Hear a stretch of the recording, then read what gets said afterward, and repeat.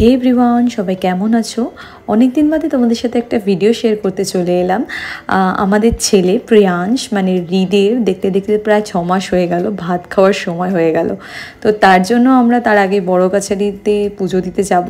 সেই কারণে আমরা বলেছিলাম, আমি বলেছিলাম যে গোপাল দিয়ে পুজো দেব। তাই আজকে আকাশ গোপাল আনতে এখানে এসেছিল, আগে থেকেই অর্ডার দেওয়া ছিল। গোপালটা নিয়ে তারপরে গাড়িতে করে যাব। চলো গোপালটা নিই, তারপরে আবার কথা হবে। তো আমরা রবিবার গিয়েছিলাম, এখন তো বড় কাছারিতে সব দিনই পুজো হয়, তো রবিবার ছুটির দিন দেখেই গিয়েছিলাম।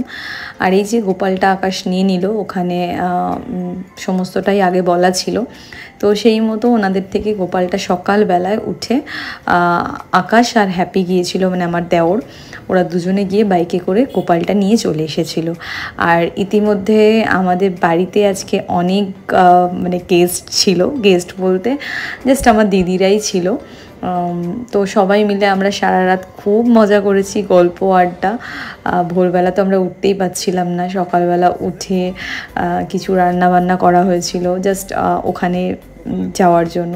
তো সেই সমস্তগুলো গুছিয়ে আমরা স্নান সেরে সবাই মিলে বাড়ি থেকে একসাথে রেডি হয়ে, এই যে সায়নয়ন দুজনে দাঁড়িয়ে আছে, আমার দিদির 2 ছেলে, আর আঙ্কেল মানে আমার শ্বশুরমশাইয়ের কোলে দেখতে পাচ্ছ হৃদকে। আর এই যে আমার বাবা, সমস্তটা তরকারি করা হয়েছিল, যেটা চানা, আলু দিয়ে একটু চানা। তো আজকে মেনুতে ছিল এই তরকারি, আর মিষ্টি ছিল, আর এটা দিয়ে মুড়ি ছিল। কারণ বড় কাছারিতে অনেকেই জেনে থাকবে মুড়ি, বিকজ লুচি অনেকেই খেতে চায়নি, কচুরি অ্যাসিডিটির হয় বলতেই পারো। যাই হোক, এই যে গোপালকে নিয়ে এসে রাখা হয়েছে, আর হৃদ ওখানে গোপালের মালা ধরে টানাটানি করছে। তো এই নিয়ে সবাই হাসি মজা করছিল। আমরা সেই সময় রেডি হচ্ছিলাম, আর ওকে একদম গরমের জন্য হালকা পাতলা জামা কাপড় পরানো হয়েছিল, সেরকমভাবে কিছুই রেডি করতে পারিনি যেভাবেটা ভেবেছিলাম। তো যাই হোক, সবাই আমরা রেডি, একদম গাড়ি এসে গেছে। আর আজকে আমরা যাচ্ছি ছোট হাতি করে। হ্যাঁ, এইভাবেই আমরা ছোটোবেলা থেকে বড় কাছারি যেতাম পুজো দিতে। আর যদিও এই বাড়িতে মানে আমাদের বাড়িতে আমাদের 18 মাসে চুল দেওয়া হয়, বড় কাছারিতে চুল দেওয়া বা অনেকেরই এটা রিচুয়াল থাকে যে অন্নপ্রাশনের আগে মাথা ন্যাড়া করে, মুন্ডন। তো সেটা আমাদের এই বাড়িতে নেই। 18 মান্থসে মানে 1.5 বছর বয়সে গিয়ে ওটা হয়, সমস্ত চুলটা দিয়ে পুজো দিতে হয়।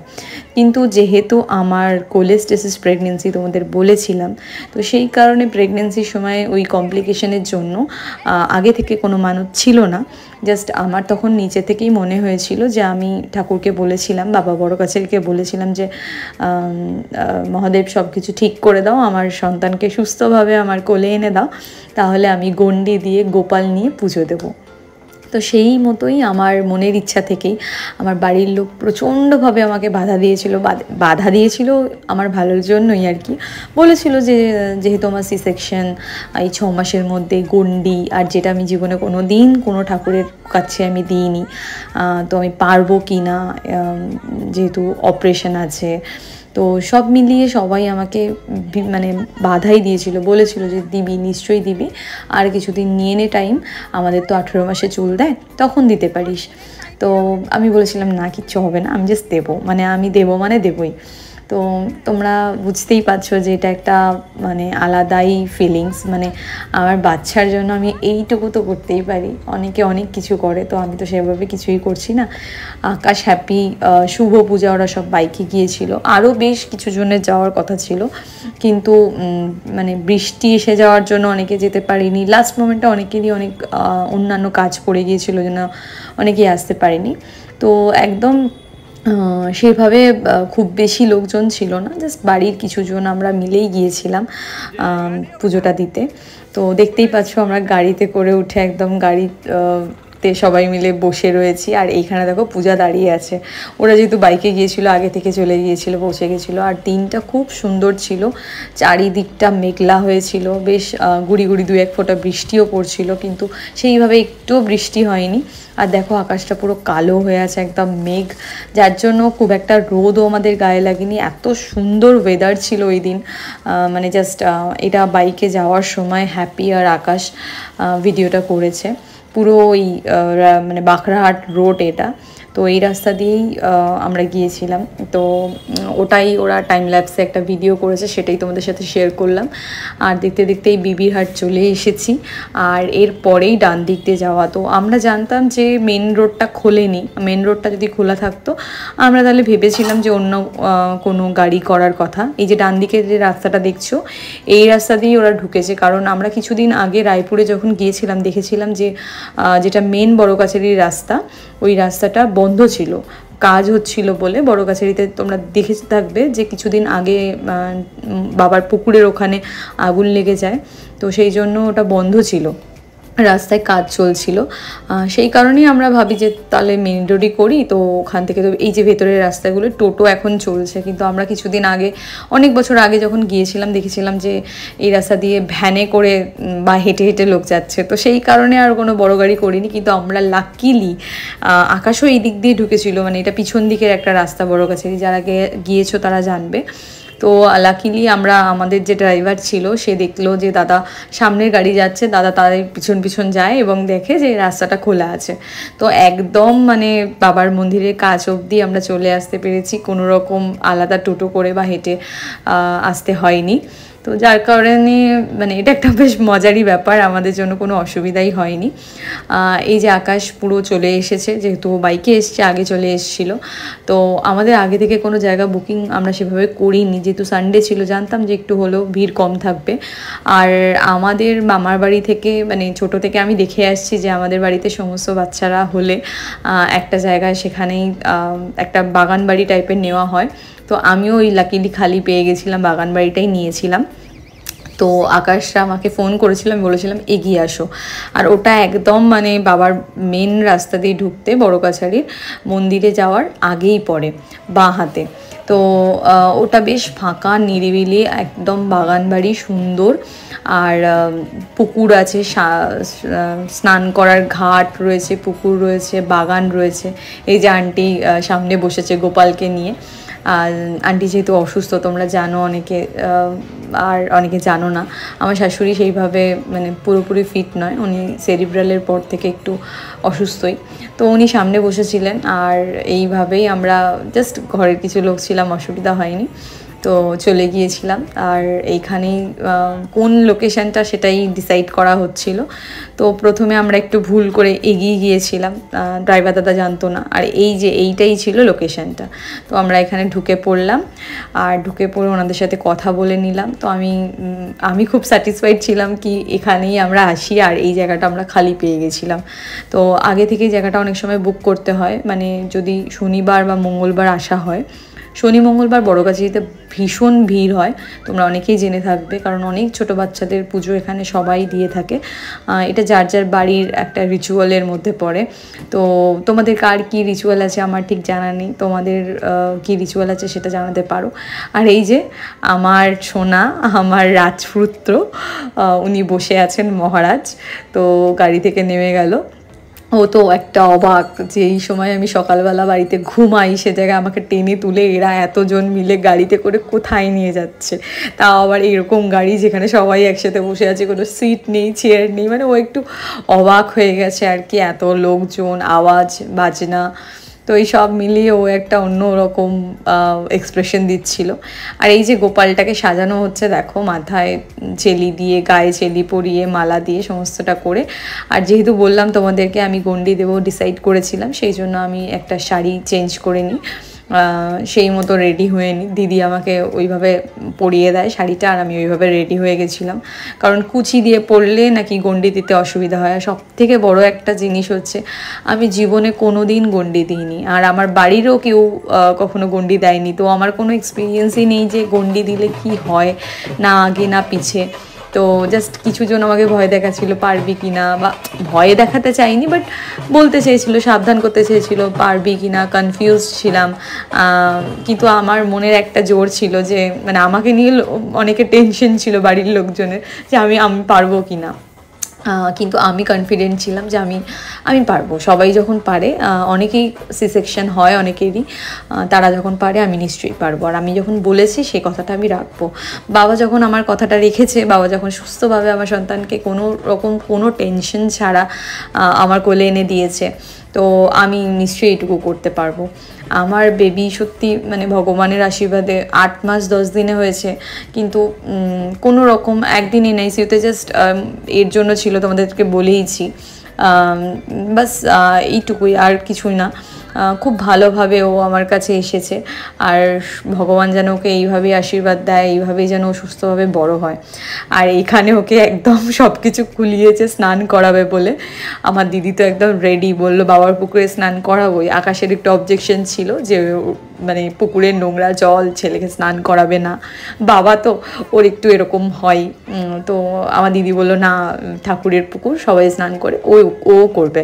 তো সেই মতো ওকে একদম নিয়ে চলে এসেছে। আর আমি যে কিনা সাঁতারও জানি না, কিছুই জানি না, কোনোদিন পুকুরে ওভাবে স্নানও করিনি, তো একটু ভয় লাগছিল, কারণ তারপরে অনেক লোকজনও ছিল। ঠিক আছে চলো, আমি তো ভাবছিলাম কী করে স্নান করব, কারণ ডুবকি বা কীভাবে লাগাবো, জল অনেক কম ছিল। তো যাই হোক, আর ভীষণ স্লিপারি ছিল জায়গাটা, প্রচণ্ড শ্যাওলা ছিল। তো ওই জন্য আমি বসেই ওভাবে করেছি, কারণ আমি না সাঁতার জানি না কিছু জানি, আর এভাবে শাড়ি পরে জলে তো আমি কোনোদিন নামিনি। তো যাই হোক, দেখো ছেলেকে আমার কোলে দিয়ে দিয়েছে দিদি, কোনো রকমে ওকে জাস্ট একটু জল ছুঁইয়ে দিয়েছে। আর আমি ভেবেছিলাম যে ও ভীষণ কান্নাকাটি করবে, কিন্তু সেইভাবে ও একটুও কাঁদেনি, বিশ্বাস করো। লাকিলি মানে এটা ভগবানের অনেক অশেষ কৃপা যে আমার ছেলে একটুও সেইভাবে আমাকে বিরক্ত করেনি, বা কোনোভাবে ওর মানে ওর অসুবিধা তো নিশ্চয়ই হয়েছে। ওর সারাদিনের রুটিনের বাইরে একটা দিন পুরো আলাদা, কিন্তু ও সেটাকে এত সুন্দরভাবে কোঅপারেট করেছে আমাদের, জাস্ট তোমাদের কি বলবো। তো এই দিক দিয়ে আমি ভীষণ লাকি, আমার বেবি আমার সাথে এতটা কোঅপারেট করবে আমি ভাবিনি। যাই হোক, কোনো রকমে আমি একটু যা হোক করে স্নান মতো করে নিলাম। তোমরা দেখতেই পাচ্ছ আমি মানে পারি না, ভীষণ ভীতু এইসব ব্যাপারে। বাট ঠাকুরের নাম করে আমি এমন একটা মানুষ যে কিনা মানে রাস্তায়, আমি কেন, অনেকেই, এটা তো হবেই না, রাস্তায় কোনো একটা নোংরা থাকলে, ময়লা থাকলে আমি সেটাকে পাশ কাটিয়ে ডিঙিয়ে চলে যাই। সেই মেয়েটা মানে মা বোধহয় এটাকেই বলে। এখন যখন রাত্রে আমি ওকে পাশে শুইয়ে ভয়েস ওভারটা দিচ্ছি, আমি ভাবছি যে আমি কোথা থেকে কোথায় চলে এসেছি। যাই হোক, এই জার্নিটাই হয়তো, এইভাবেই হয়তো মানুষ মানে চেঞ্জ হয়। তো মা মানে অনেকটাই দায়িত্ব, কর্তব্য, আর তার সাথে সাথে নিজের মধ্যেই একটা পরিবর্তন চলে আসে। আর এই সব মিলিয়েই হয়তো মা হয় আর কি, মা এটাই হয়। আর আমি হয়তো এখন মা হয়ে গিয়েছি। যাই হোক, এই যে আমি গন্ডি ফার্স্ট দিতে শুরু করলাম ঘাটের ওখান থেকে। আমি কোনো দিন ভাবিনি যে এইভাবে খালি পায়ে মানে এরকমভাবে রাস্তার মধ্যে এইভাবে শোয়া, গন্ডি দেওয়া আমি কোনো দিন করবো, পারবো বা দেবো, এই ইচ্ছেটাও আমার কোনো দিন হয়নি এরকমভাবে। আমি বলছি না যে এটা খুব খারাপ বা কিছু, নিশ্চয়ই ভগবানের কাছে আমি মন থেকে ভক্তি করে যখন আমি নিজে থেকে ভেবেছি, বলেছি, এটার মাহাত্ম্য তো রয়েইছে। আর বিশ্বাস করো, এটাই আমি অবাক হচ্ছি, যে আমি নিজের কাছে নিজে অবাক হচ্ছি যে মেয়েটা আমি এত ভাবি, কিন্তু যে আমি সত্যি গন্ডি দেওয়ার আগে একবারও ভাবিনি যে আমি পারবো কি না, বা কী হবে, বা নোংরা থাকবে, আমি কি করে শোবো। মানে আমি নিজে থেকে এই জিনিসটা নিয়ে জাস্ট ভাবিনি, আমি ভেবেছি করতে হবে, মানে আমি করবো। তো বাস এইটুকুই ভেবেছিলাম, আর কিছু না যে কি করলে কি হয়, গন্ডি দেওয়ার পরে কি হয়। পরে আমি জেনেছি, যখন আমি গন্ডি দিলাম সেখানে যেখানে বাগান বাড়িটা নেওয়া ছিল, ওনারা বললেন যে গা হাত পা ভীষণ ব্যথা হবে। তো যাই হোক, সেটা ছিল 2-3 দিন, কিন্তু বিশ্বাস করো সেই মুহূর্তের জন্য আমি তো ভাবছিলাম আমি কি করে পারছি আমি নিজেও জানি না, বাট এমনই একটা আলাদা শক্তি, একটা আলাদা মাহাত্ম্য ভগবানের, যে আমার একবারের জন্য মনে হয়নি যে আমি এইভাবে শুচ্ছি মাটিতে বা শোবো না, বা কোনো রকম মানে আমার জাস্ট কোনো ফিলিংই ছিল না সেই সময়। ঠাকুরের এমনই মহিমা, আমি শুধু ঠাকুরকে ডাকছিলাম, আর আমি আমার ছেলের জন্য প্রে করছিলাম যে মানে ওকে যেন ভগবান অনেক ভালো রাখে, অনেক ভালো রাখে, জাস্ট এটাই আমি প্রে করছিলাম, আর ওর কথাই চিন্তা করছিলাম। তো আমার কোনো অসুবিধাই হয়নি। যাই হোক, অনেক মানুষই ওখানে ঘন্টি দিচ্ছিল, যদিও সানডে ছিল, তাও দেখতেই পারছো যথেষ্ট ভিড় ছিল। আর আমার সাথে যারা ছিল, মানে আমার ভাই, আমার মামাতো শ্বশুরের ছেলে মেয়ে, মানে আমার দেওর, কাজিন, সবাই, ভাই বোন যারা ছিল, ফ্যামিলির সবাই ছিল। মিলিদি ছিল, আমার স্টুডেন্ট বলতে পারো, আমার থেকে বড় বয়সে। তো এগুলো একটা আলাদাই পাওয়া, মানে বারবার আমার ছেলেকে ভালোবেসে আসে, এতটাই আমার ছেলের জন্য ভাবে করে, তো এগুলোই পাওয়া, আর কিছুই না। হ্যাঁ, আমি আজকের দিনে ভীষণভাবে মাকে মিস করছিলাম, মানে প্রচণ্ড, সেটা জাস্ট বলার কিছু নেই। মা, ভাই সবাইকে মিস করছিলাম। তো ঠিক আছে, চলো, কি আছে, ভগবান এই শক্তিটা হয়তো দিয়ে দেয়, পাশে মানুষকে পাওয়া যায়, তো মন থেকে ডাকলে ভগবানকেও পাওয়া যায় সবাই বলে। তো যাই হোক, দেখো আমি এতটা একা হয়ে যাব তাও ভাবিনি। আজকে এরকম দিনে সবাই আমার সাথে রয়েছে, শ্বশুরবাড়ির সবাই, আমার বন্ধু বান্ধব, আত্মীয় স্বজন। তো জাস্ট এইভাবে দিনটা কাটলো, খুবই ভালো। এখন আমি বলতে গিয়ে অনেকটা ইমোশনাল হয়ে যাচ্ছি। আর এই যে আঙ্কেল ওখানে দেখতেই পাচ্ছ, মানে আমার শ্বশুরমশাই, আমি আঙ্কেলই বলি, তো এইভাবে হরিলুট দিচ্ছিল। আর এইভাবে আর ওই সমস্ত ভিড়ে আন্টিও, মানে আমার শাশুড়ি মাও ওই ভিড়ে মন্দিরে বাবার একদম কাছ পর্যন্ত দর্শন করেছে, শুভ নিয়ে গিয়েছিল। আর এই যে আমার ছেলে। তো তারপর ওখানে পুজো দিয়ে এসে আমি এখানে স্নান করে ফ্রেশ হয়ে গেছি, চেঞ্জ করে নিয়েছি। আর এই দেখো, এদিকে আমার ছেলেকে ওই দিন সারা দিন নাঙ্গু পাঙ্গু করে রেখেছে, আমি সেটাই ভাবছিলাম, ওকে বলছিলাম। তো তারপর আমরা সবাই মিলে ওখানে খাওয়া দাওয়া করলাম। আর ইতিমধ্যে খুব আকাশটা কালো করে এসে একদম মানে বজ্রাঘাত পড়ছিল, তার সাথে মানে বৃষ্টি কাকে বলে, মুষলধারে বৃষ্টি হয়েছিল। কিন্তু আমাদের সমস্তটা হয়ে গিয়েছিল, পুজো থেকে শুরু করে যা কিছু ছিল আমাদের ওখানে, আমরা সমস্তভাবে সুন্দরভাবে পুজো টুজো দিয়ে এসেছিলাম। তারপরে আমরা যখন খাওয়া দাওয়া করছিলাম, স্নানও হয়ে গিয়েছিল, তারপরেই ওখানে ভীষণ বৃষ্টি নেমেছিল। আমরা ওই টাইমটা খাওয়া দাওয়া করে নিয়েছি, আবার বৃষ্টি থেমে গিয়েছিল। তারপরে যে যার সবাই একটু মেলা ফেলা ঘুরে, দোকানপাটে ঘুরে, পুচকুকে অনেক গিফট দিয়েছিল, তো সমস্তটা সবাই ঘুরে টুরে আসে। আর তারপর আমরা ওখান থেকে বেরোবো। তো এই যে দেখো, ওর মিমি, মানে আমার ভাইয়ের বউ, আমার তো তার কোলের নতুন বউ, নতুন মিমির কোলে আমার ছেলে। আর ও বাচ্চা ভীষণ ভালোবাসে। আর এই জায়গাটা যেটা দেখছো তোমরা, এই যে নিচটা, আমরা আগে নিচটাতেই গিয়েছিলাম, ওই নিচে যেখানে দেখছো, আমাদের অ্যাকচুয়ালি অনেকের বাড়িতে এসে যখন আমরা রান্না করে অনেকে মানে খাওয়া দাওয়া হয়। আমাদের তো লোক বেশি ছিল না, তাই আমরা বাড়ি থেকেই সবটা করে নিয়ে গেছিলাম। যখন লোক বেশি হয় তখন এখানে সে রান্না করারও ব্যবস্থা ওনারা করে দেয়, ওই বাগানে দেখতে পাচ্ছ। আর আমরাও বাগানে গিয়েছিলাম, কিন্তু বৃষ্টি আসবে বলে ওনারাই বললো যে ওপরে চলে যাও, বৃষ্টি আসতে পারে। আর ওপরটা এইভাবে শেড দেওয়া, ছাদের মধ্যে সুন্দর করে একদম ওনারাই তিরপল বা বসার জায়গার অ্যারেঞ্জমেন্ট করে রাখেন। কিছু মানে তক্তপোষ টাইপেরও দেওয়া আছে, বেড মানে খালি এই টাইপের, তো সেখানেও তোমরা বসতে পারো, খোলামেলা জায়গা।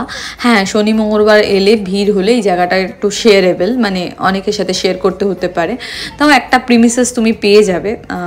আর এই যে আমার গুণধর তখন ওখানে ফিট করছে, ওর জান ওকে ফিট করাচ্ছে, আমার মাসি শাশুড়ি ওনার কোলে।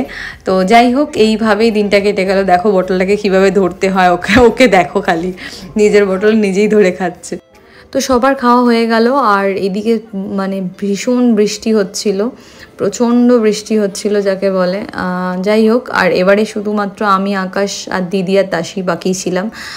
খেয়ে নেব, খেয়ে নিয়ে তারপর একটু কিছুক্ষণ পরে আবার আমরা বেরিয়ে যাব বাড়ির দিকে।